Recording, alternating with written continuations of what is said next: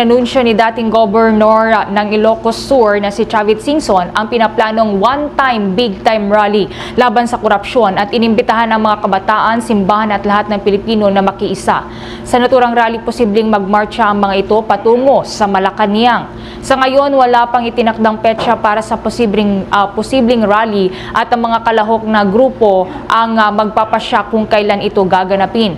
Kaugnay nito ay inaanyayahan ni Chavit ang lahat ng sektor ng lipunan na makilahok sa planong rally kabilang ang religious groups at uniform personnel. Kaugnay niyan, narito ang bahagi ng pag-anunsyo ni Chavit Singson. Yung one time big time, the soonest possible one time big time na rally, ASAP din, the soonest possible time, but I have to talk to all the religious organization, lahat ng ayaw ng graft and corruption, lahat ng Pilipino, kaliwa o kanan, masisino. Basta sama-sama po tayo lahat para mahinto na itong garapalan na pagnanakaw ng kaban ng bayan.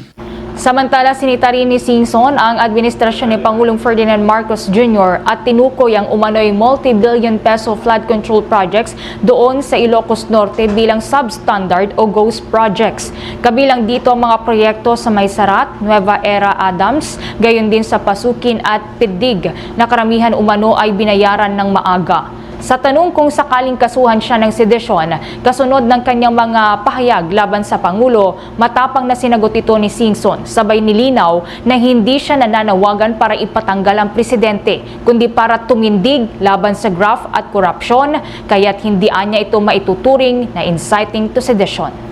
Hindi ko sinasabi patanggal si Marcos eh. Just stand up against graft and corruption.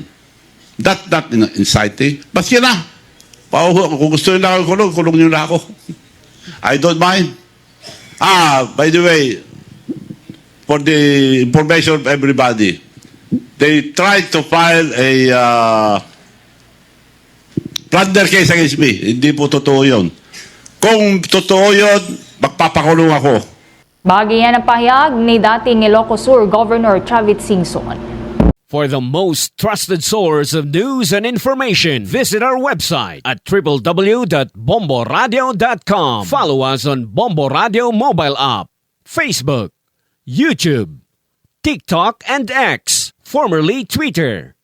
Like, share, and stay connected. Anytime, anywhere.